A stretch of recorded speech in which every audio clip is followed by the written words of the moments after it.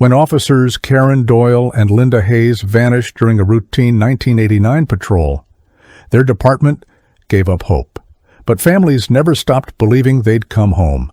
You deserve answers when those who serve and protect simply disappear into the darkness.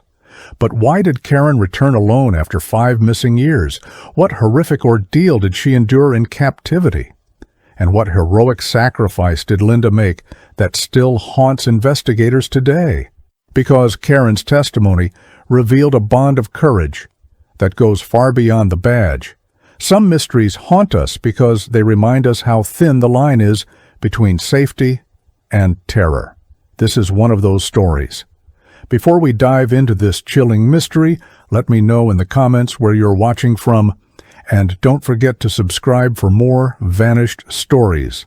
The autumn of 1989 started like any other for officers Karen Doyle and Linda Hayes. Both were dedicated patrol officers with spotless records and deep roots in their community. Karen, 28, had joined the force 3 years earlier after studying criminal justice. She was known for her sharp instincts and unwavering dedication to protecting others. Linda, 31, was a 5-year veteran who mentored newer officers with patience and wisdom. Together, they formed an unbreakable partnership that colleagues respected and trusted. But something was about to test that partnership in ways no one could imagine. On October 14, 1989, the 2 officers began their evening patrol shift at 6 p.m. Their assigned route covered the quieter residential areas on the town's outskirts. These neighborhoods rarely saw serious crime, making it a routine assignment that both officers had worked dozens of times before. Their radio check-ins were regular and unremarkable.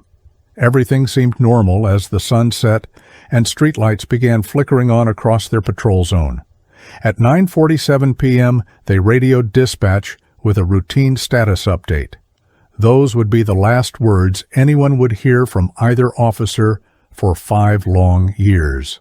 When officers Doyle and Hayes failed to respond to their 10:30 p.m. check-in, dispatch initially wasn't concerned. Radio dead zones were common in some areas of their patrol route. But when multiple attempts to reach them went unanswered, worry began to set in. A supervisor was dispatched to locate their patrol car and determine why communication had been lost. The search that followed would become one of the most extensive missing persons investigations the department had ever conducted. But what they found that night would raise more questions than answers. The patrol car was discovered at 11:45 p.m., parked along a quiet residential street with its engine still running. The vehicle appeared undisturbed from the outside, but a closer inspection revealed troubling details. Both officers' personal belongings were still inside, including their wallets and Karen's engagement ring, which she always wore. The car's computer showed no record of any calls or incidents after their 9:47 p.m. radio check. Most unsettling of all, there were no signs of struggle either inside the vehicle or in the surrounding area. It was as if 2 experienced officers had simply vanished into thin air. The immediate response was swift and thorough. Within hours, search teams were combing every inch of the neighborhood where the patrol car was found. Bloodhounds were brought in to track any scent trails, but they found nothing beyond the vehicle's location. Door-to-door interviews with residents revealed that no one had seen or heard anything unusual that evening. Several neighbors reported seeing the patrol car drive slowly through the area around 9:30 p.m., but no one witnessed what happened afterward. The investigation was just beginning, but already it felt like they were chasing shadows. As days turned into weeks, the search expanded to include wooded areas, abandoned buildings, and nearby waterways. Hundreds of volunteers joined professional search teams, determined to find answers. Every lead was followed, every tip investigated, no matter how unlikely it seemed. The media coverage was intense, with both officers' photographs appearing in newspapers and on television broadcasts. Their families made emotional pleas for information, offering rewards and begging anyone with knowledge to come forward. But the silence was deafening, and hope began to fade with each passing day. Detective Michael Torres was assigned as the lead investigator on the case. A 15-year veteran with experience in complex missing persons investigations, Torres approached the case with methodical determination. He interviewed every person who had contact with the officers that day, reviewed their recent cases for potential threats, and analyzed their patrol routes for patterns. What troubled him most was the complete absence of evidence. In his experience, people don't just disappear without leaving some trace behind.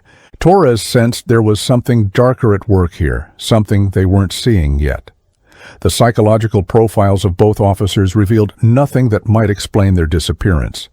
Neither had personal problems, financial difficulties, or enemies that investigators could identify. Their colleagues described them as reliable, professional, and completely dedicated to their duties. Karen was engaged to be married the following spring, while Linda was close to her elderly mother and visited her every Sunday without fail. These weren't officers who would abandon their responsibilities or their loved ones voluntarily, which meant someone had taken them against their will, but who and why? Months passed with no new leads, and the case began to grow cold. The department maintained that both officers were still considered missing, not dead, but privately. Many investigators had begun to lose hope. The families, however, refused to give up. Karen's fiancé organized weekly searches of remote areas, while Linda's mother placed missing person flyers throughout the region. Their determination inspired others to continue looking, even when official resources were stretched thin. But as the first anniversary approached, even the most optimistic began to wonder if they would ever learn the truth. The investigation took an unexpected turn when a witness came forward nearly 6 months after the disappearance. A truck driver reported seeing 2 women in uniforms being forced into a van on the night the officers vanished. The witness had been traveling through the area around 10 p.m. and noticed what looked like a struggle near some trees. He initially thought it might be an arrest in progress, but something about the scene bothered him. When he saw the missing officer reports weeks later, he realized what he had witnessed might be connected. This was the first real lead investigators had received, but it raised terrifying new possibilities. The truck driver's description of the van was detailed, but common enough to make tracking it nearly impossible. He described it as a dark-colored delivery van with no visible markings or license plates. 3 men were involved in forcing the women into the vehicle, but the distance and poor lighting made identifying them impossible. The witness felt guilty for not stopping or calling for help immediately, but he explained that the scene had happened so quickly he wasn't sure what he was seeing until it was too late. Detective Torres knew this lead was crucial, but it also meant the officers had likely been kidnapped by multiple suspects. The revelation that the officers had been abducted changed the entire focus of the investigation. Torres began looking into criminal networks that might target law enforcement officers. He examined recent arrests both officers had made, searching for connections to organized crime or individuals with grudges against police. The truck driver's testimony suggested this wasn't a random crime, but a planned operation involving multiple perpetrators with specific goals. But what those goals were, and what had happened to Karen and Linda afterward, remained terrifyingly unclear. As the investigation intensified, disturbing patterns began to emerge. Research revealed that 3 other law enforcement officers in neighboring jurisdictions had disappeared under mysterious circumstances over the past 2 years. In each case, officers had vanished during routine patrols with no trace left behind. The similarities were too striking to be coincidental, suggesting a coordinated effort targeting law enforcement personnel across a wide geographic area. Torres realized they might be dealing with something far more sinister than a simple kidnapping. The families of both missing officers struggled to maintain hope as months turned into years. Karen's fiancé eventually broke off their engagement, unable to cope with the uncertainty and grief. Linda's elderly mother's health began to deteriorate as the stress of not knowing her daughter's fate took its toll. Support groups for families of missing persons became lifelines for those left behind, providing understanding and comfort that others couldn't offer. But even surrounded by support, the questions never stopped haunting them. Were Karen and Linda still alive somewhere, hoping for rescue?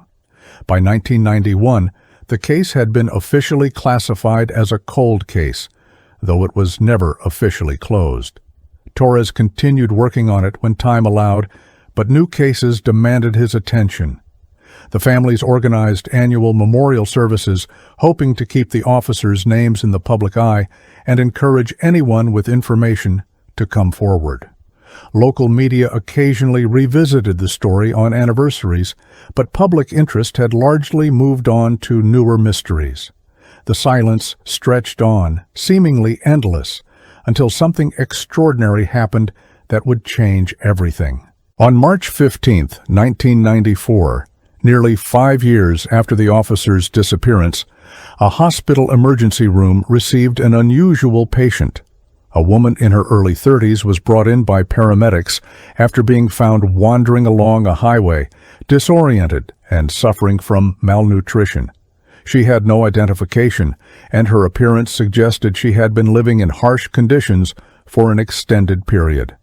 Her clothes were worn and dirty, her hair had grown long and unkempt, and her eyes held a haunted look that the medical staff would later describe as unforgettable. When she finally spoke, she said something that stunned everyone present. "My name is Karen Doyle," she whispered to the attending physician. "I'm a police officer." The doctor initially thought she might be delusional, but something about her manner convinced him to take her claim seriously. He contacted the local police department, who quickly verified that Officer Karen Doyle had indeed been missing for almost 5 years. Detective Torres received the call at home and rushed to the hospital, hardly daring to believe what he was hearing. After all this time, one of the missing officers had returned, but where was Linda Hayes, and what had happened to them? Karen's physical condition told a story of prolonged hardship and trauma. Medical examinations revealed evidence of malnutrition, untreated injuries, and psychological trauma consistent with captivity. She was extremely thin, weighing nearly 40 pounds less than when she had disappeared. Scars on her wrists and ankles suggested she had been restrained for extended periods. Her hands showed signs of hard labor, and her feet were badly damaged from walking long distances without proper shoes. But it was her emotional state that most concerned the medical team treating her. Initially, Karen could only provide fragments of information about her ordeal. She spoke of being held in a remote compound with Linda, describing harsh living conditions and forced labor. Her memories seemed fractured, likely due to psychological trauma and the passage of time. Detective Torres arranged for specialized counselors to work with her, understanding that pushing too hard for information too quickly could cause further harm. The priority was Karen's recovery, but everyone desperately wanted to know what had happened to Linda. And more importantly, was Linda still alive somewhere, waiting for rescue? As Karen's physical health improved and she began to trust her counselors, more details emerged about her captivity. She described being held at a remote facility with several other people, all apparently victims of the same criminal organization. The captors had forced them to work in what appeared to be drug manufacturing operations, using their skills and knowledge for illegal purposes. The conditions were harsh, with minimal food, poor shelter, and constant surveillance. But Karen's most haunting revelation was still to come. Karen explained that she and Linda had been separated after several months in captivity. Linda had been moved to a different facility, supposedly for medical treatment after she had become ill. Karen never saw her partner again after that separation, despite repeated requests to the guards for information about Linda's condition. The uncertainty about her partner's fate had been almost as torturous as the physical hardships of captivity. Karen's voice broke when she spoke about Linda, revealing the deep bond between the two officers and the guilt Karen felt about surviving when her partner's fate remained unknown. The breakthrough in Karen's testimony came when she began describing the location where they had been held. She recalled details about the landscape, the buildings, and distinctive landmarks that might help investigators locate the facility. Her descriptions painted a picture of a well-organized operation with multiple buildings, armed guards, and sophisticated security measures. The compound was located in a heavily wooded area, accessible only by rough mountain roads that would be difficult for authorities to navigate. Armed with this information, Detective Torres began organizing a rescue operation, hoping against hope that Linda might still be alive. Karen's most emotional testimony centered on Linda's character during their captivity. Despite their terrible circumstances, Linda had remained a source of strength and encouragement for Karen and the other victims. She had shared her food when Karen was sick, stood up to guards who became too aggressive, and constantly reminded everyone that they would eventually be rescued. Linda's leadership had helped maintain morale during the darkest moments of their imprisonment. But Karen's voice trembled when she revealed the true extent of Linda's sacrifice for her fellow captives. According to Karen's testimony, Linda had discovered that their captors were planning to eliminate some of the prisoners they considered problematic.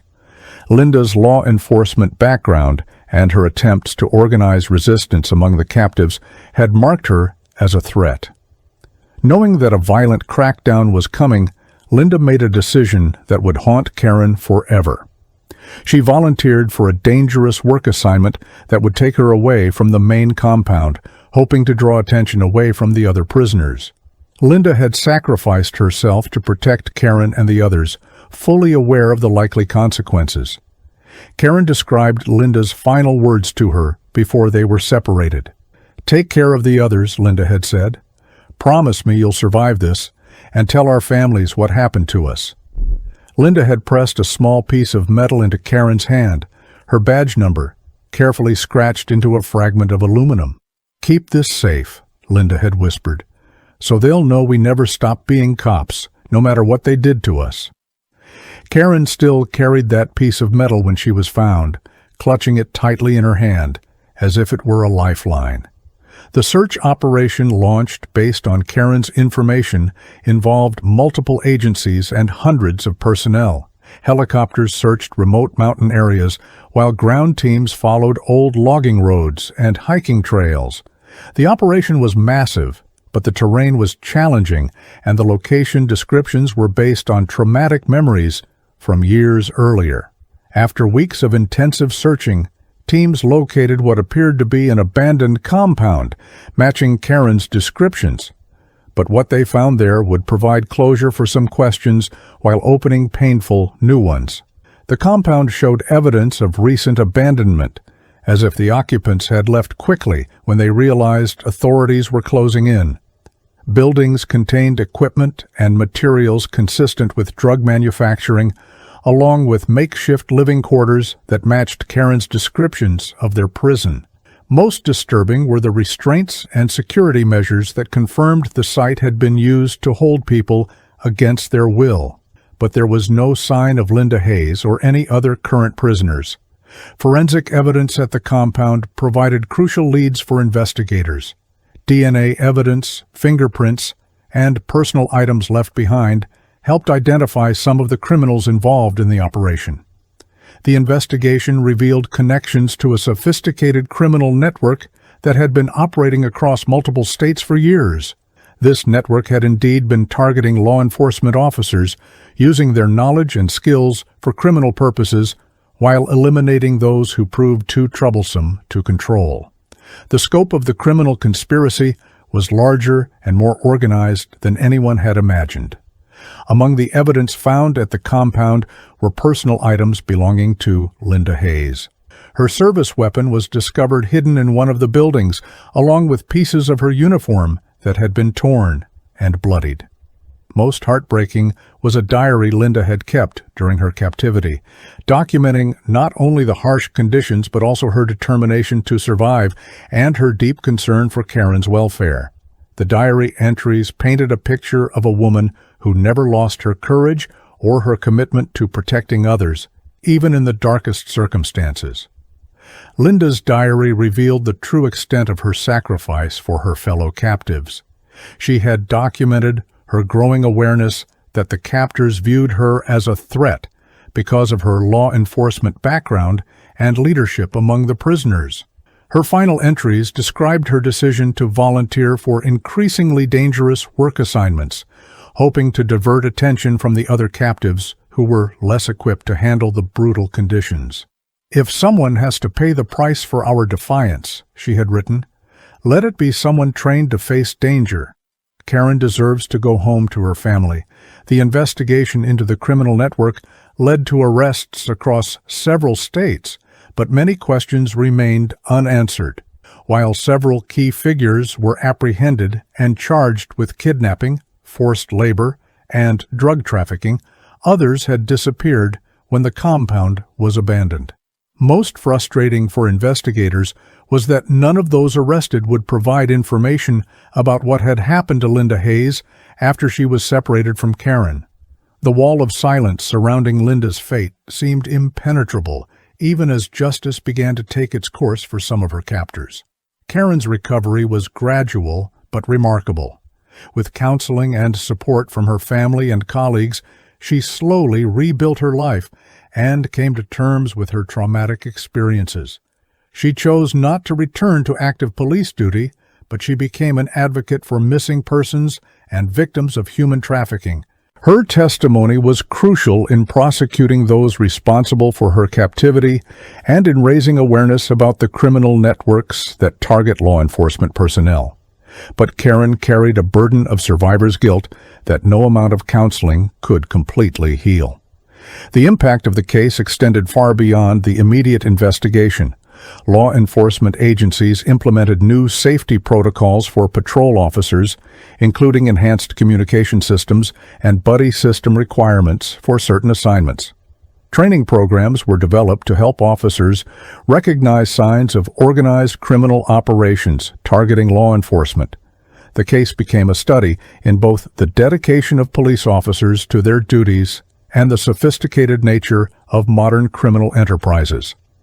Karen's survival and testimony had prevented other officers from suffering the same fate.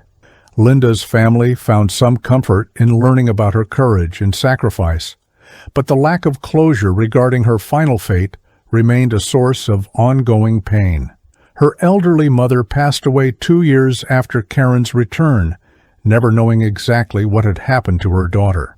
Linda's sister established a memorial fund in her honor, providing support for families of missing law enforcement officers and funding improved safety equipment for patrol officers. The memorial ensured that Linda's sacrifice would not be forgotten, even though she herself remained lost. Detective Torres continued investigating Linda's disappearance even after retiring from the police force. He maintained contact with federal agencies, tracking the criminal network, and followed up on every lead, no matter how remote. His dedication to finding answers about Linda's fate became a personal mission that defined his retirement years.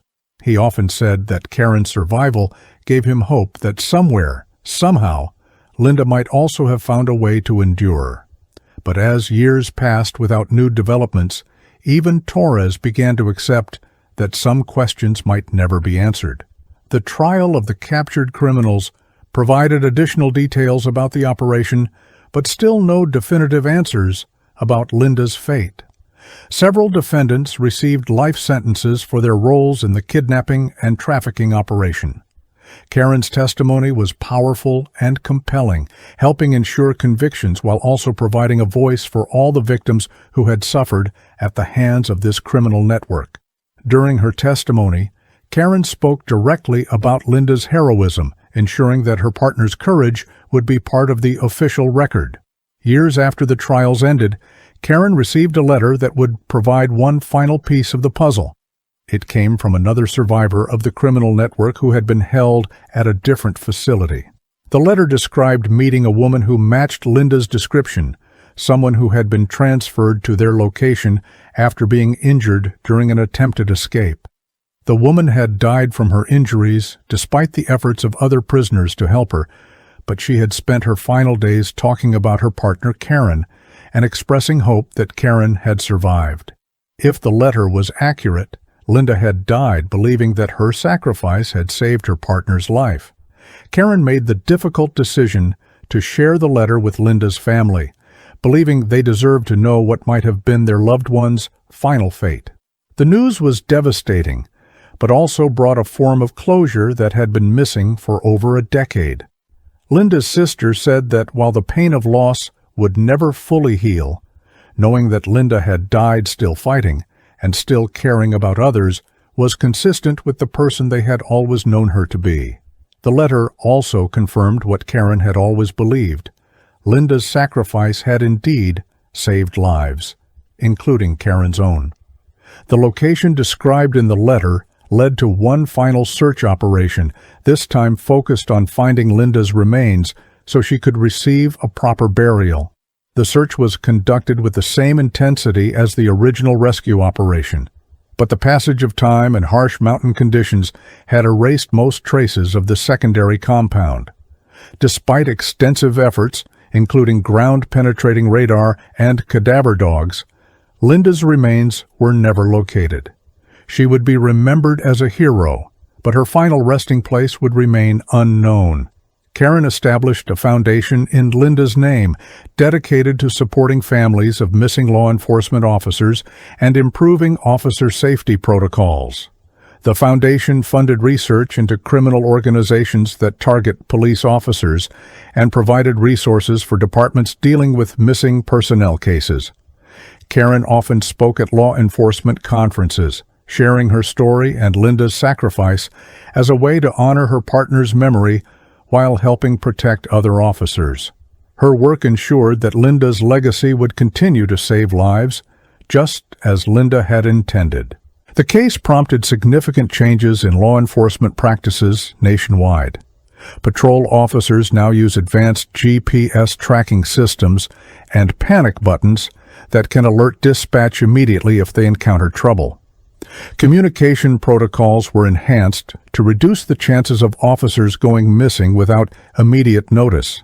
Training programs now include instruction on recognizing and responding to threats from organized criminal enterprises. These changes came too late to save Linda, but they would protect countless other officers from similar fates. On the 15th anniversary of their disappearance, Karen visited the memorial that had been erected in honor of both officers. The memorial featured their photographs and a plaque describing their dedication to public service and Linda's ultimate sacrifice. Karen placed flowers at the memorial and spent time reflecting on the partner who had saved her life and the responsibility she felt to honor Linda's memory through her continued advocacy work. The memorial had become a place where other law enforcement officers and community members came to remember the price of public service. As Karen aged, she often thought about the twist of fate that had brought her home while Linda remained lost forever. She wondered if their roles had been reversed, whether Linda would have carried the same burden of survivor's guilt, or if she would have found a way to make peace with the randomness of survival. Karen's counselors reminded her that Linda had made her choice freely, acting in accordance with her values and training as a police officer who had sworn to protect others. Linda's sacrifice had not been meaningless. It had been the ultimate expression of her commitment to that oath.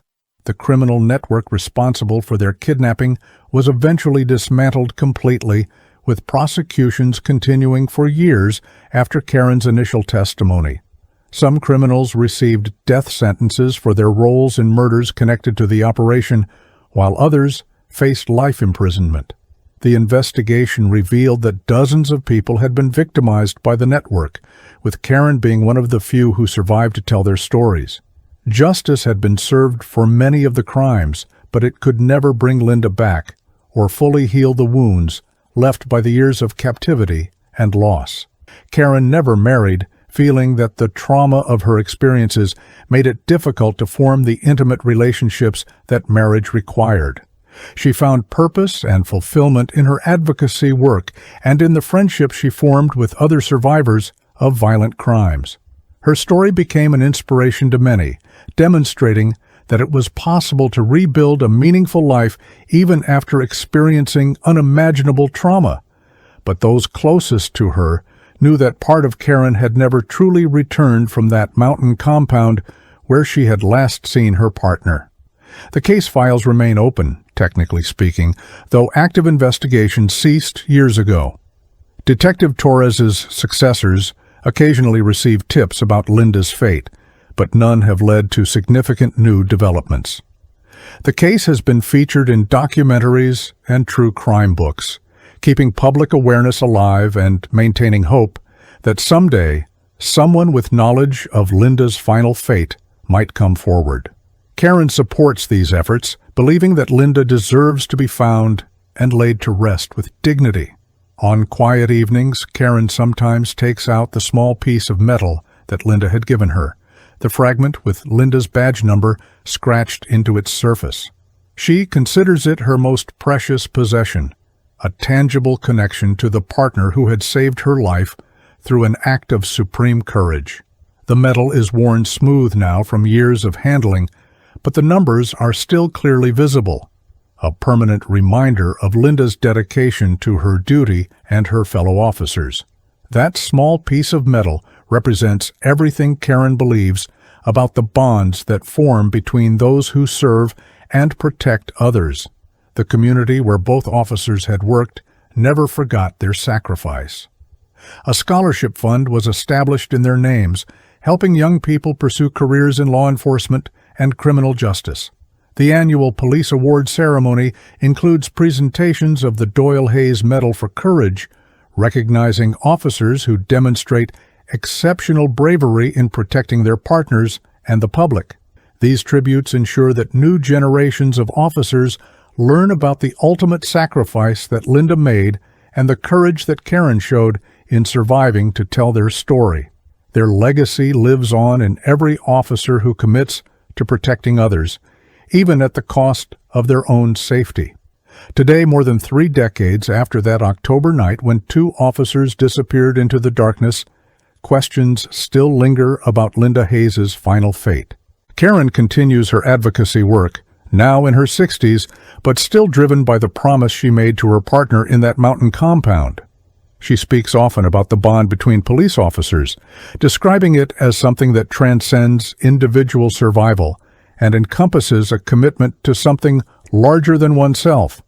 And sometimes, late at night, when the world is quiet and still, Karen wonders if Linda somehow knows that her sacrifice was not in vain, that it saved not just Karen's life, but countless others through the changes it inspired. Perhaps the greatest mystery isn't what happened to Linda Hayes, but how one person's courage in the face of ultimate darkness can continue to shine light into the world decades after their final act of heroism. Stories like these remind us why missing person cases and cold case investigations captivate us so deeply. When people vanish without a trace, leaving families searching for answers, we're drawn to these real-life mysteries that challenge our understanding of disappearance and survival. True crime documentaries and unsolved mystery stories reveal how missing persons investigations can span decades, with some vanished people found after years, while others remain disappeared and never found. These suspenseful real stories of mysterious disappearances show us that even in our modern world, unexplained vanishings still occur under mysterious circumstances.